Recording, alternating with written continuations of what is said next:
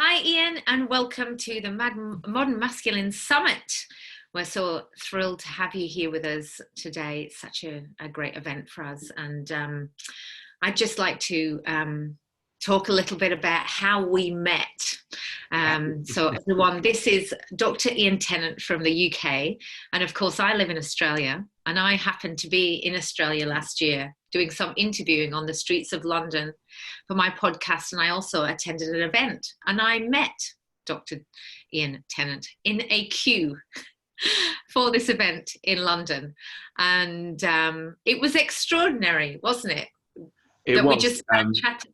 Yeah, we just started chatting. We were, it was a very, very long queue. I don't know if anyone's been following what's happening with London Real. It was a London Real event. They've actually been in the news a lot recently because of the coverage of coronavirus. But we were queued up at that event, and we just started talking. And I really liked what you were doing with your podcast. And I explained that I was involved in a men's circle here in the UK, in Peterborough. And our conversation went there, and we realised that there's a lot of overlap in not just the topic of of masculinity and men's mental health and men's well-being, but also generally how we work, our approaches to well-being, our philosophy, and so on. So it was a nice chance meeting, and I'm really pleased and delighted that you've invited me to this summit. Yeah, I love the work you're doing. I really did drop on when I stood next to you in the queue because your book is called Restoring Balance, and it's exactly what the world needs right now, isn't it? Because we actually have our own abilities really to be able to balance our body from all kinds of anxieties and stress.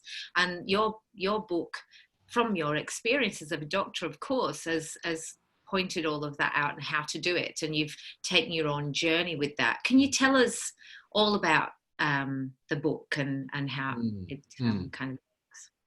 Certainly, yes. So you're quite right that we do all have the ability to restore balance and health, and that's really what the message I hope to bring to the viewers and listeners today is that our body is always on our side. It might not feel like it sometimes if we're feeling under the weather or feeling lousy or things are going bad in our life, but our body is always trying to bring us back to balance. That's what it always does. Having said that, in the 21st century, there are lots of things which can knock us off balance and take us out of sync with natural rhythms. But the really good thing is that there's simple things we can do, simple and easy things that we can do to give our bodies the right signals so that it restores its own balance. And I didn't choose the title for the book. My editor chose the title when I showed her the manuscript. The first draft of the book. I wanted to leave it up to her to choose the title of the book, and she did. And when she suggested that title amongst a few others, and as soon as I saw the title, I was like, yes, that is actually what the book is all about. Because our body is always on our side and our mind is always on their side. And sometimes we kind of forget that, and we can feel that, feelings like anxiety or whatever feelings are rising up within us, we can think of them as bad and get into kind of like a vicious circle with how we feel. But actually it's a signal from our body or from our mind that to pay attention to what's going on in our life. So yeah. It's an optimistic message, and I really look forward to talking more about that with you today. Yeah. So tell me, obviously when we write something, generally we want to write about something that we've experienced, something that comes from a journey we've taken, and therefore we have this knowledge that, yes, you're a doctor and you've studied and you've obviously got all of this knowledge, but I think this book is coming from a totally different angle, that you'll have experienced something where you've thought, actually, this is useful, and I think it needs to be put into the world. What was your journey to get you to this point where you thought, I need to share this knowledge? So really, it started as a teenager when I wasn't really happy with my health. I felt my energy levels were lower than other peers around me. I struggled a little bit with my digestion. My nasal cavity was always blocked. I was doing all right kind of school-wise, academically, but I was struggling to I felt in conversation I wasn't quite clued up and plugged into what was going on around me. So but luckily I had this sense that it wasn't just a built-in feature of me, that it was something I could change and something I could do something about. I had a whole lot of different interests at school, but I ended up going down the path of doing biology and chemistry and sciences for A level. And my teachers advised me that biochemistry was where all the future careers are at. I respected this particular teacher when it came to choosing what I wanted to do at university, and he said, biochemistry is where all the future is at in careers. So I took that degree. I ended up going to do a PhD in clinical and surgical sciences at Edinburgh University, where I was studying in a laboratory-based setting how our immune system works, basically, and different features of our immune system, how our immune system can get confused between friend and foe. Sometimes it sees things in our food or in parts of our body that it confuses for something threatening, like a bacteria or some other microbe, and then it turns on itself. And everybody's body's so different then, isn't it? Because not everybody's body's behaving in the same way. So does it apply to different bodies in different ways? Like different people have different kind of makeups into how they react in this way?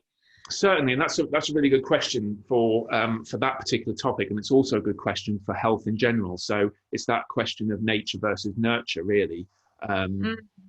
These days, we're often led to believe that there's a gene for everything. There's a gene that can give you this disease or that disease, or a gene to give you a certain personality trait, and that might be true to a certain extent.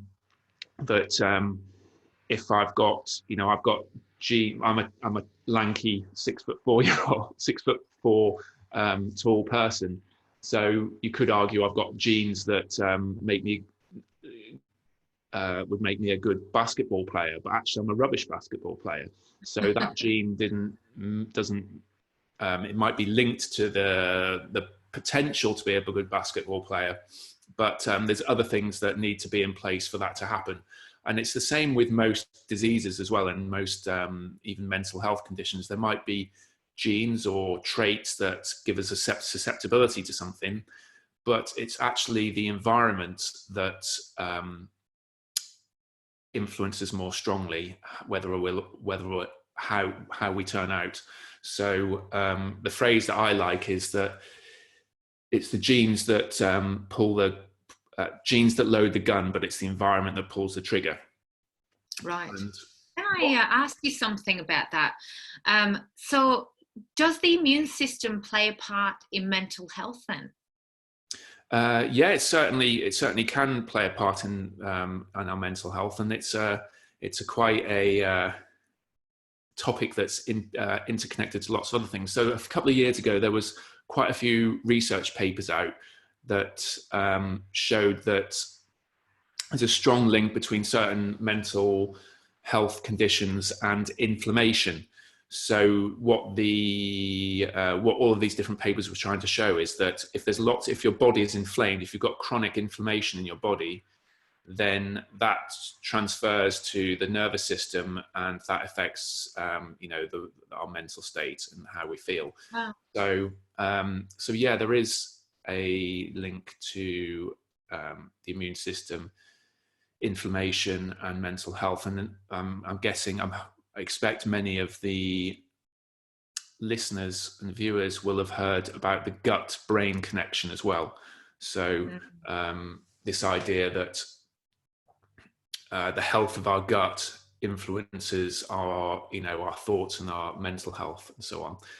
So, what's well understood now is if we've got a good broad range of gut flora, so different microbes, different friendly bacteria, then that can improve our mood. And a lot of neurotransmitters are actually produced in the gut and feed up to the brain. So if you look after your gut, then you can feel better. And people may have experienced as well, if you've been on antibiotics or had a bad gut, then that can mess around with your mood and make you feel lousy. So I imagine that most of the people watching or listening to this will have experienced that at some point in their life. So what can you do if say somebody's on a bit of a mental health trip and they think, well, I'm not feeling so well, I've got sore joints, I'm this is happening, that's happening. What would you say then? Okay, let's start restoring that balance back into your body to be able to kind of get rid of some inflammation or put some good flora in the gut, or to kind of really try to start embracing that. Well, so that the gut and the food is one issue, but what I'd like to sort of emphasize first of all is that my approach to health, and is very similar to lots of other kind of natural health practitioners, and also I'd like to point out it's a growing trend in the UK for the National Health Service as well, to look at what's called lifestyle medicine, is to not just assume that health and well-being is just about diet and exercise.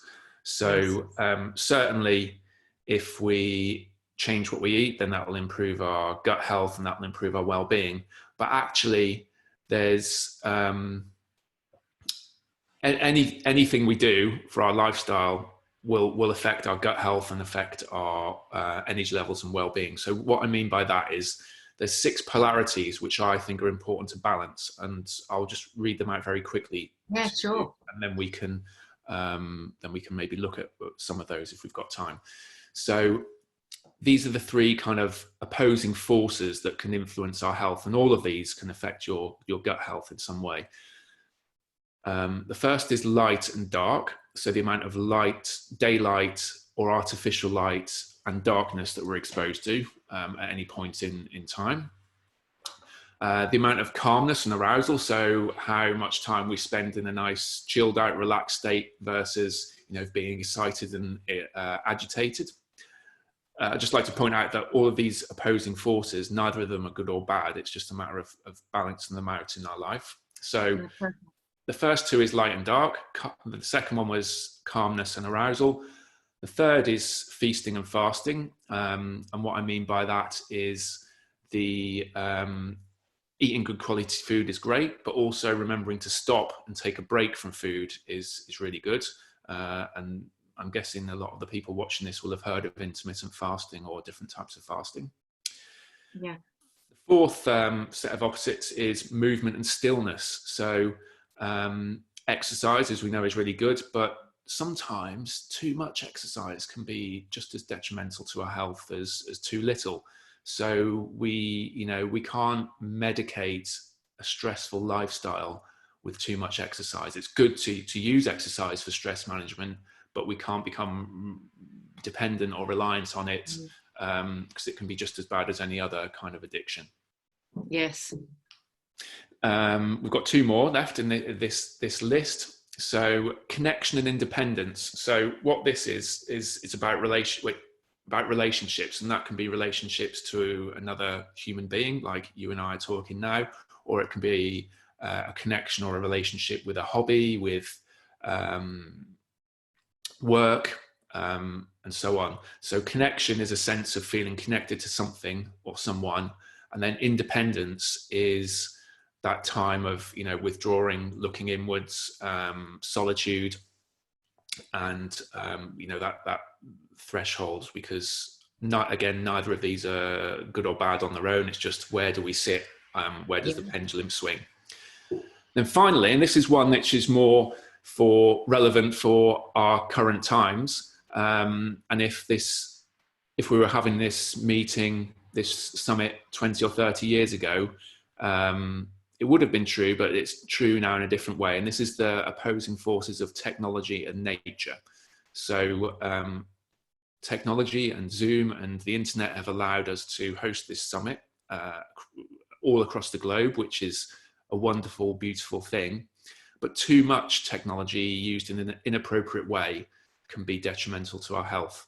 So it's my belief, and the belief of many other people, that we need to balance that the time we spend engaging with technology with time away from technology. And so the word I use for that, it's open to interpretation, is nature. So that can mean lots of things for different people, but really what I'm saying is the time we spend plugged into the matrix, if we're going to be all kind of jargony about it, and the time we spend away from that doing all the other things that life is about, other than going into the internet or whatever form of technology you're using.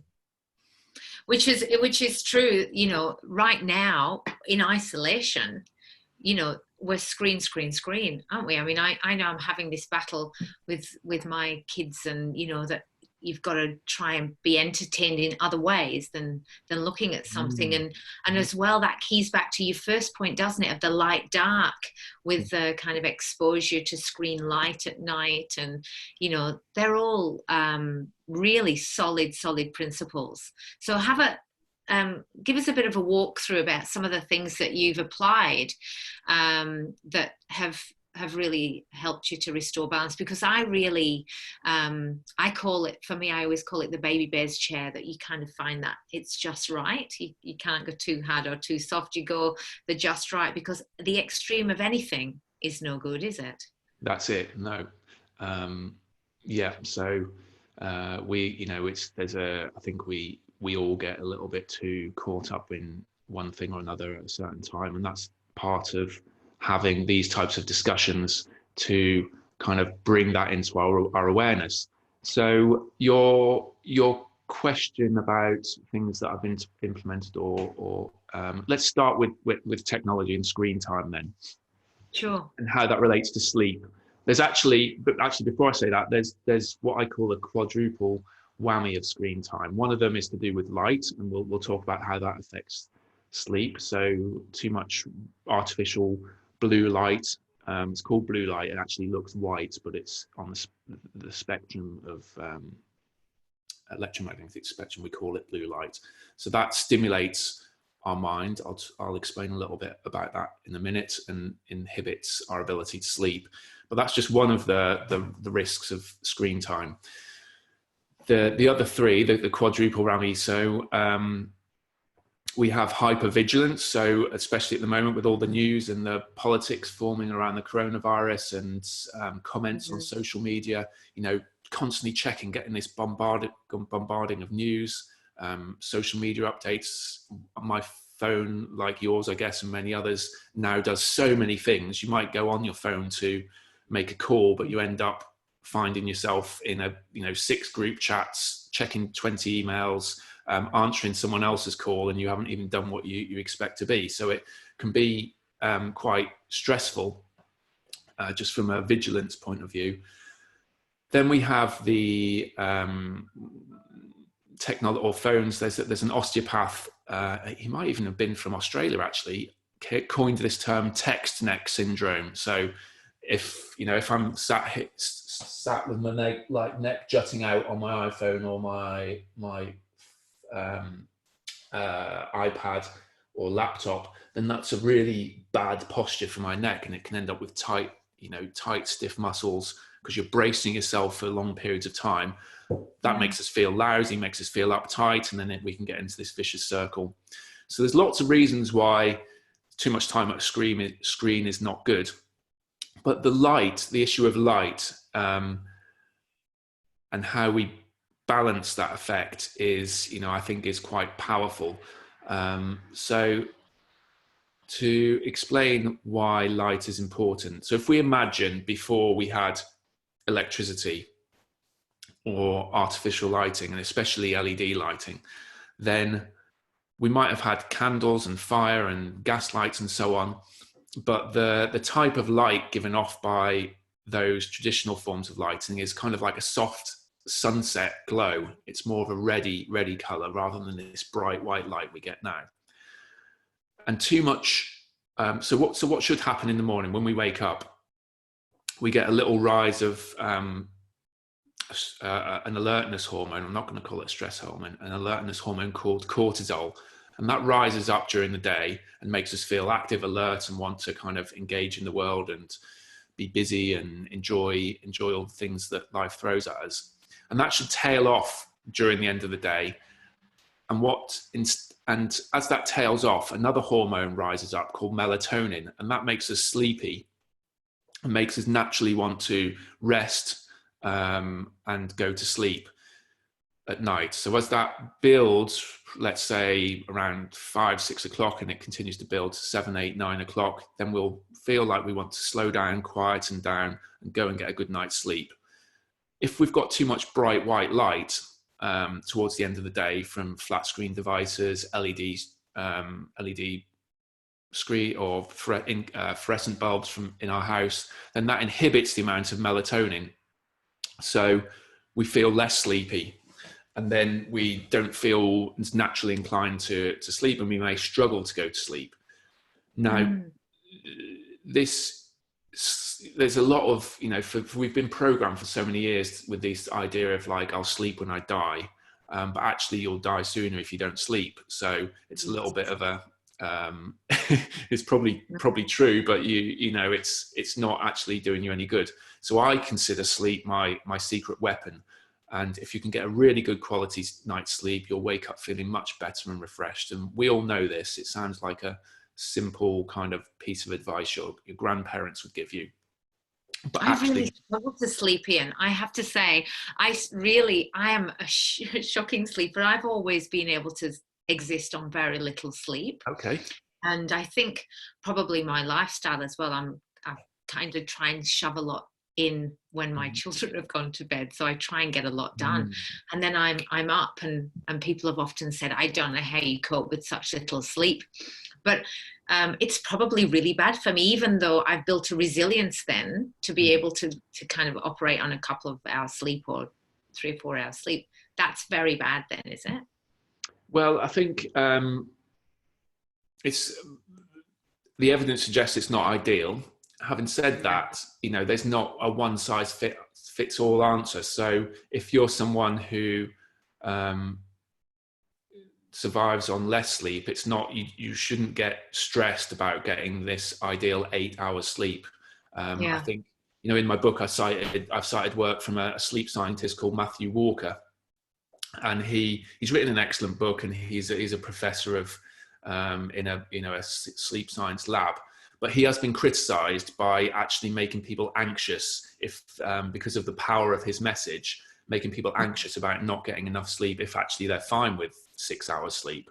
So I don't think it's a one size fits all. But if you are struggling to sleep and you feel rubbish because you haven't got enough sleep, then the point I'd like to get across is there's some things you can try for free that will possibly improve your sleep, and so you will feel less frustrated, less anxious, and wake up feeling more refreshed. So just to clarify, I think I just want to kind of clarify, because I think then for people who are fine with having less sleep and they can bounce out of bed, good for you, that's great.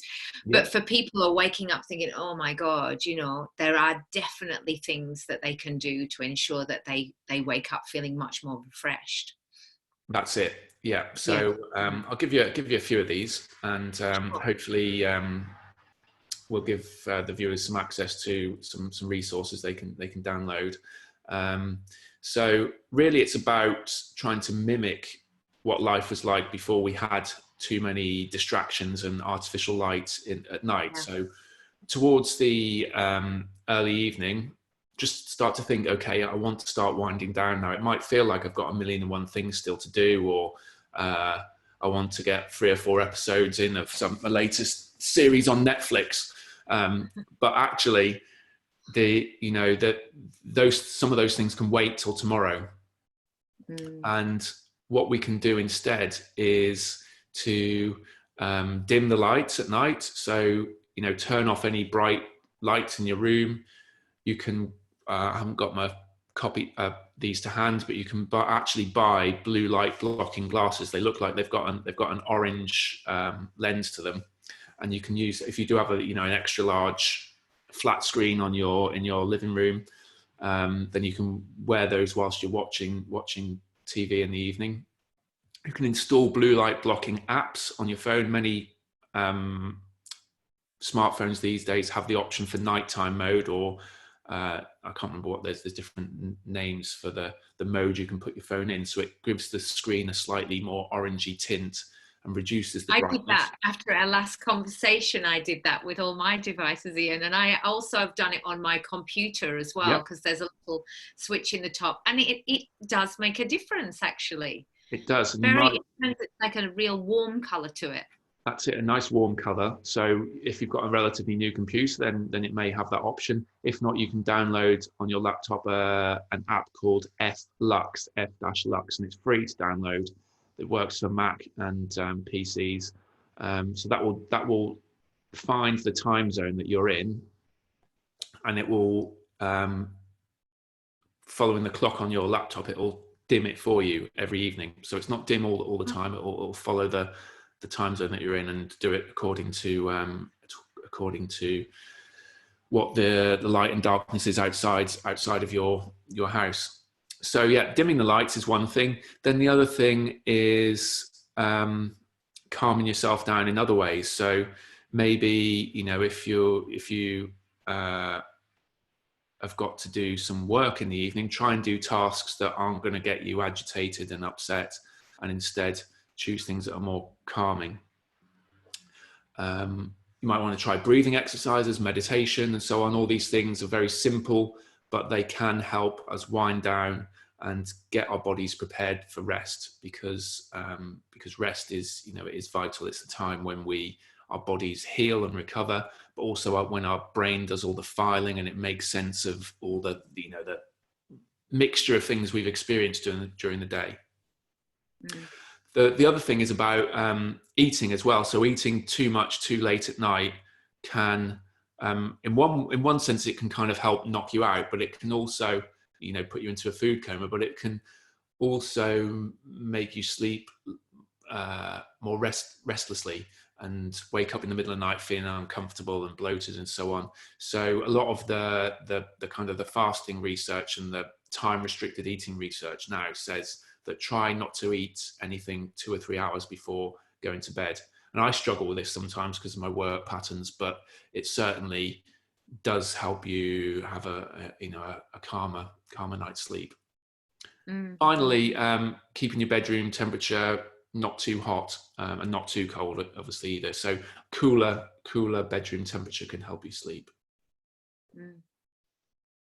Wow. Okay. So what would you say would be the prime time to go to bed?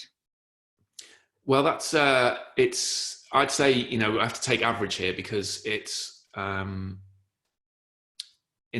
thinking now in England, in the UK, there's, in the summer, people need less sleep than the winter, because we have much more natural daylight, and where, our energy levels and our stimulation from daylight is much greater. So but I'd say on average aiming to get to bed by about 10:30 throughout the year. Sometimes of the year it might be a bit earlier than that, other times it might be later, and there'll be the individual differences we just talked about. But really, the old-fashioned saying, my girlfriend's nan, who recently passed away, she said this, that an hour's sleep before midnight is worth 2 hours after midnight. And that's, I think... Brought up with that. Sorry? I was brought up with that saying. Yeah. It was, all the time. Come on, hurry up! 2 hours before midnight. For everyone. And I used to get that all the time. Well, there's, some of these phrases are built on lots of generations of wisdom and experience, and now the science is backing them up. Yeah. So what are some of your other tips then? We've done a fabulous job of sleep. So what do you think, some of the things that would be really relevant for the times that we're in at the moment? You know, there's a lot of unrest and insecurity about the future, isn't there? And there's a lot of worry about health and there's a real fear factor as well going on. What could you tell us about balancing something that would help with that? There is a big fear factor, and it's going to go on for a long time as well. And with the economy that's just collapsing around us, that so I'm not trying to. What I'm about to say, I'm not trying to belittle any of these realities or these truths. And so and we've all got to take each day as it comes. However, having said that, I'd like to remind all the viewers and listeners of that, first of all, that our body and mind is connected. In fact, there's no separation between our body and our mind. And this, in some ways, it's obvious, but in other ways, it's easily forgotten. So the research and science now knows exactly. There are no gaps at all between when you or I have a thought, this invisible thought. When that happens, a cascade of events occur that always. So every time we have a single perception, there's always a change in our physiology in response to that. So this thought, this invisible thought that happens, creates a burst of electrical activity in our brain. You can measure that in a EEG device. There's this burst of electrical activity that leads to either more electrical impulses traveling through our body, or through neurotransmitters and hormones released from our brain, a flood of chemicals that goes through our body. And those electrical impulses and those chemicals have physical outcomes every time we have a thought. Now, it's just a matter of what sort of physical outcomes they have. Are they relatively neutral for our health, or are they beneficial for our health, or are they detrimental to our health? And that's really a very important thing to consider in these times. So paying attention to our thoughts and where our attention, paying attention to what our thoughts and how our thoughts make us feel can influence our health.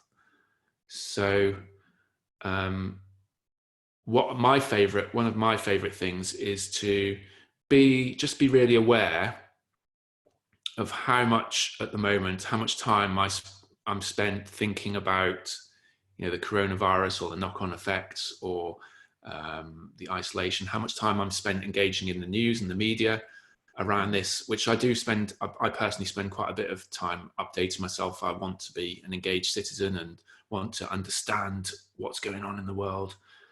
But for all of that confusion which is out there, and it's still confusing for us all, because there's no real answers. For all that time of engaged in a sense of confusion, how much time can I tune into my body instead and connect with something that is not confusing at all? So my breath and my heartbeat. So focusing on my breath and my heartbeat, they're things that have been with me since the moment I was born, and they'll be with me until the moment I die. So they are constant and they are certain. Same is true, there's lots of different ways to meditate. You can meditate by focusing on a candle. You can meditate, so you don't have to tune into your body. You can tune into something external. You can repeat a mantra, but really what we're doing is we're reminding ourselves that actually the world is a safe place, even if it doesn't feel safe. And we're soothing our physiology and soothing our body and calming our nervous system down, switching from this sympathetic drive, which is a state of stress and alertness, to more of a parasympathetic dominant, which is rest and digest. And then we can get a slightly different perspective on what's going on in the world. And that's that principle you just spoke about before, isn't it? The calm and the action. That's the balance between those two. Yeah. And I love what you said there about the breath, because I've said that to people who've been stressed, as you know, you can always rely, you know, the breath's like the mountains. It'll be there forever, It will because, be there you forever. know, it's what you do. So if you know that, if there's nothing that you know, at least you know that if you can concentrate on how many seconds you're breathing in and how many seconds you're breathing out. Um, and I heard as well, let me ask you this. If you are counting, your brain can't actually think of anything else. So if you're having a breath and you count from, say, 1 to 4 slowly, does it actually stop the amygdala from kind of freaking out while you're counting your breath? I'm not sure about the absolute answer to that, because I think, you know, we can have lots of different tracks or loops operating at Yeah, one time, but what it certainly does is gives you some focus. It's so for that moment you'll be focused on the counting, yeah. and that counting is linked to your breath. So certainly it will divert some of your attention away from some, you know, harmful thoughts or stressful thoughts, and bring it to something different.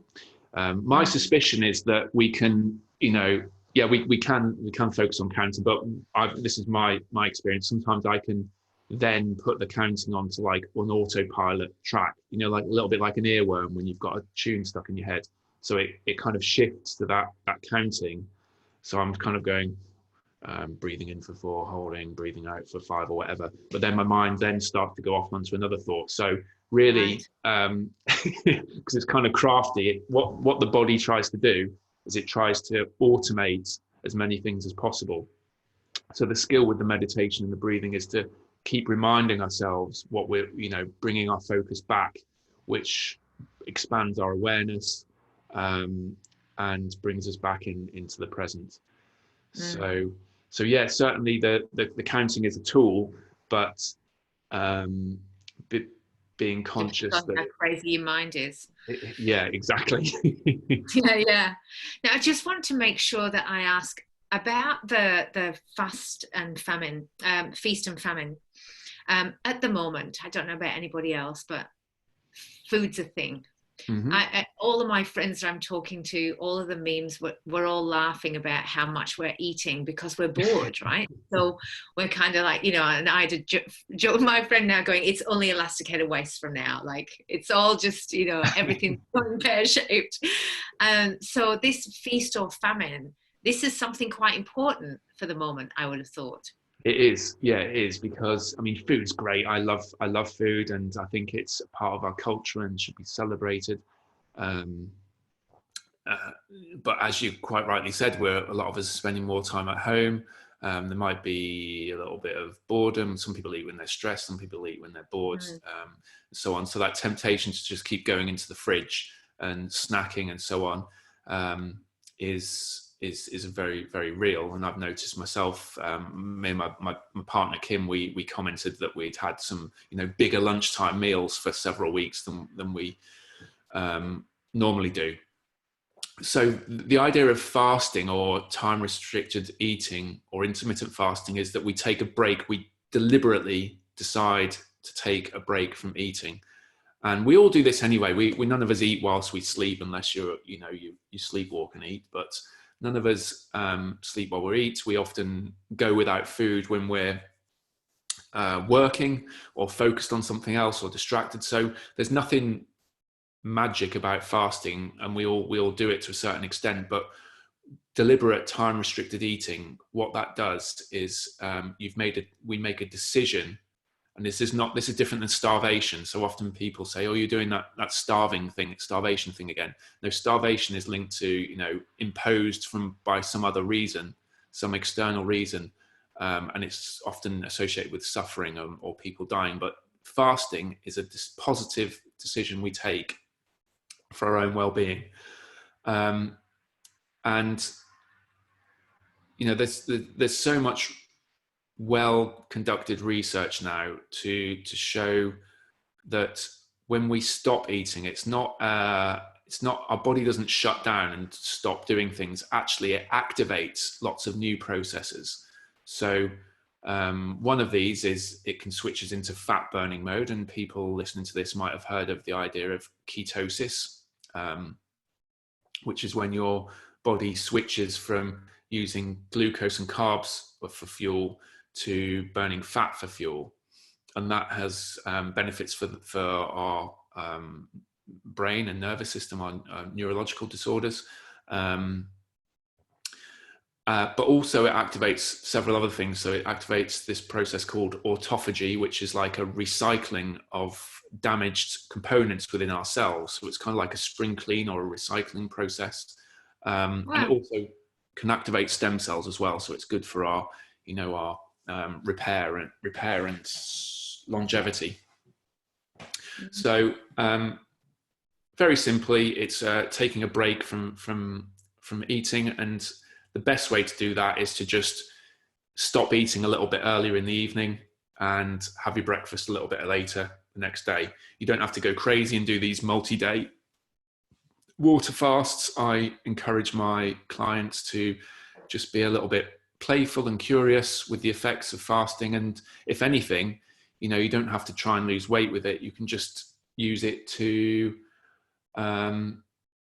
revisit your relationship with food. And on days when I decide I'm fasting and I haven't done it for a while, I just notice it's kind of funny how you find yourself moving towards the fridge and you're like, what, I've just decided I'm fasting, why is my hand reaching in for some snacks? So it's just good to learn about ourselves, really, and learn how we our bodies are always trying to help us out, really, by doing these things automatically.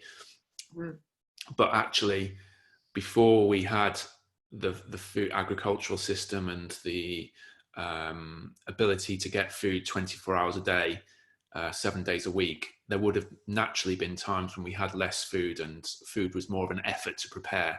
So it's just going back to these rhythms and cycles that have been around for millennia. So what would you think would be an ideal kind of time? So somebody said, I've never done that before, I think I'll have a go. Is it 8 hours, 10 hours? What's the kind of where somebody could do it? And also, is it every day fasting for a certain amount every day, or is it the 2-5? Or because I've heard of all these different things. What would you be your kind of? I think this is a great place to start. Yeah, I think the 16-8. So what that means is you eat your eating window. So the first meal of the day and the last meal of your day, that's what we call the eating window. So you compress that to just 8 hours. So that might mean that you have your first food or calorific drink at 10 o'clock in the morning, and then you eat your last morsel at 6 o'clock in the evening. So that's an 8-hour eating window, and that gives 16 hours either side of fasting. And that's for some people that'll be a challenge, and for others that will be quite easy. At the very least, and this is what I'd say, at the very least, we should aim for a 12-hour fast. So I was just thinking when you said 16-8, oh, that's great, that's just a night's sleep. But it's the other way around. The other way around. I was like, in the bag, that's no problem. But yeah. It would be a bit more challenging for people to go straight into the 16 hours, because it's like you say, isn't it? It's that mind again of saying, but you really are hungry. And so, yeah.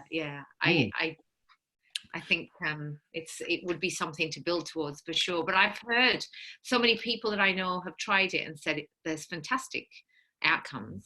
Yeah, it does. I mean, I've been fasting since 2012 on and off, and using different methods, and I'm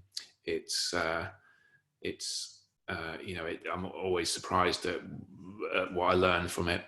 But yeah, that 12, very minimum is 12. So that would be, if you're going to bed at 10:30, then stop eating at 8 or 8:30 in the evening, and try not to eat anything the following morning before 8:30. So that would be 12 hours. And that might not sound much to some people, but for others who, might be snacking up until they go to bed at 10:30, and then they have to eat early the following morning, get their breakfast in before they go to work, then they're eating and they're for more than 12 hours a day, and they're not fasting for 12 hours a day. So that's the research shows that's, when you look at the links between eating windows and different diseases, then it's necessary to take a break from food for at least 12 hours a day. So next on the list, we've got one more to do, and then I think we're going to have to start closing our meeting, but I want to know more before you go. Okay. Next on the list, what should we talk about? Movement and...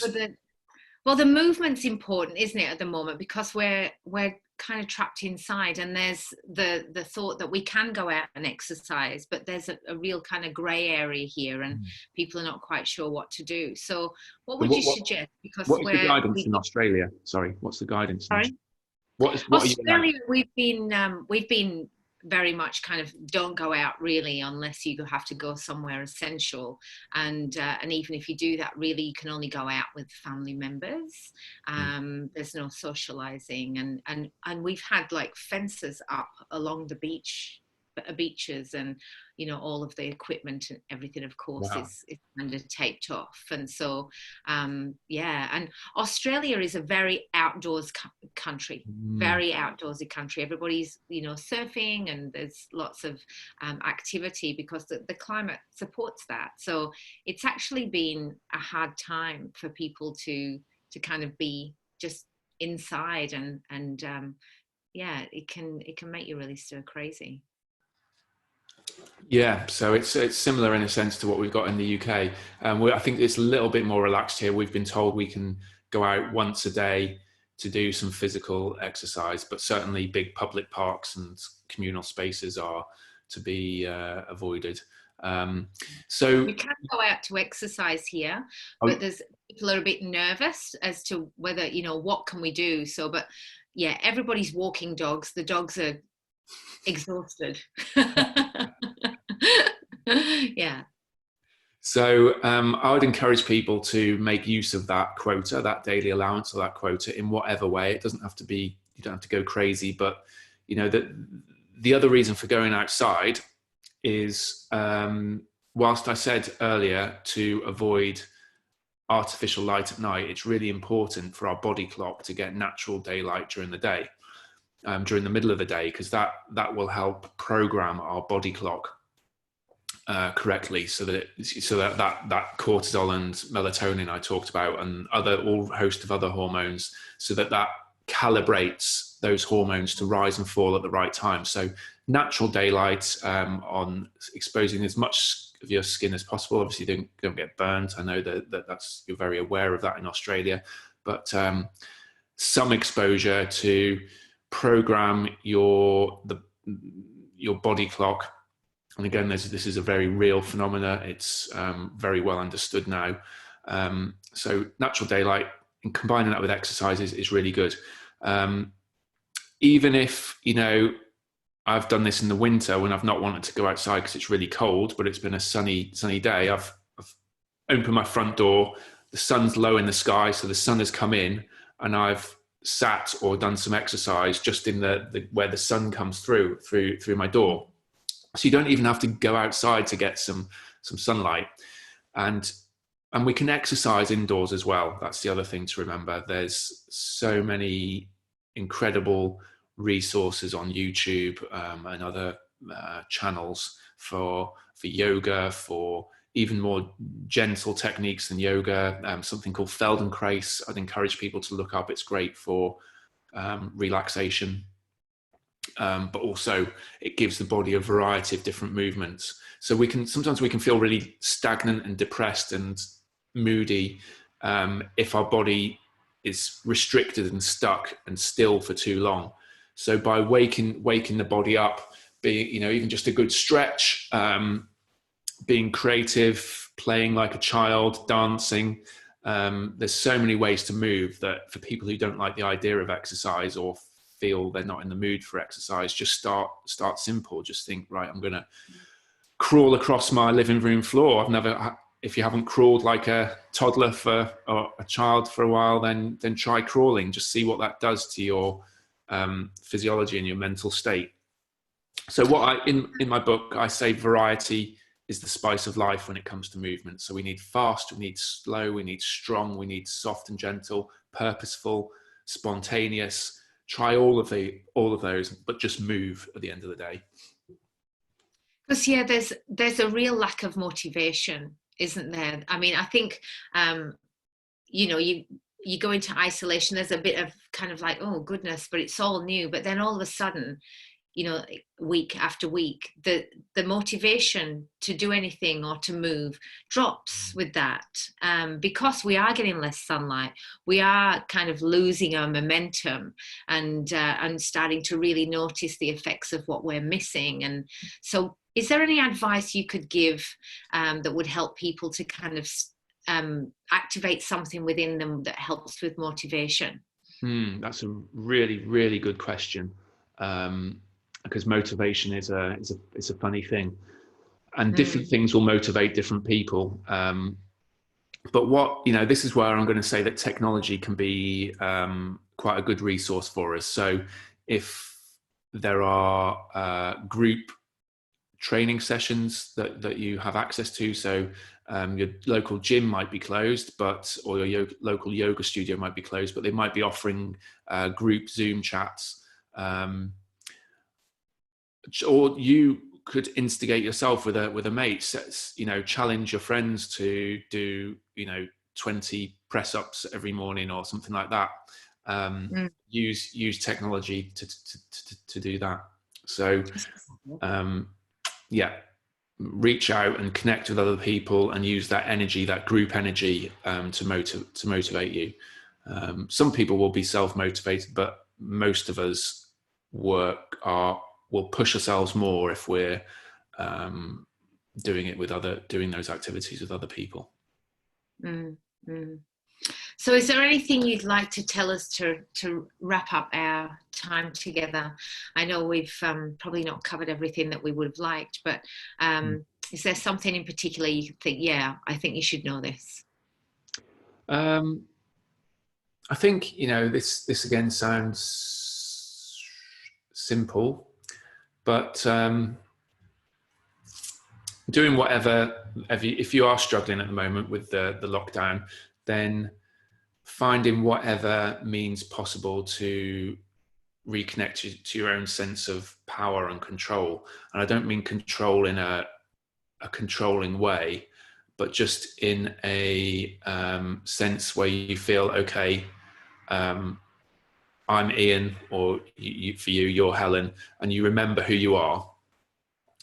And that might be through, and that's one of the easiest ways to do that is through a routine. So it's easy to lose a routine at the moment, but having a routine and doing some things that we enjoy doing, trying to keep a little bit of a calendar or a schedule can help massively. So that will help us feel connected to ourselves, feel in control. At the same time, if you feel like you're losing control, remind yourself that that's okay as well. It's okay to have a meltdown. I had a bit of a mini meltdown at the weekend. But, I know that it's okay to do that. It's good to release all these emotions. And as long as you've got supportive people around you or some way to support yourself and to know that it's going to pass, then you can allow that kind of chaotic loss of control. So that's another set of opposites to balance: chaos and loss of control with some kind of routine and structure.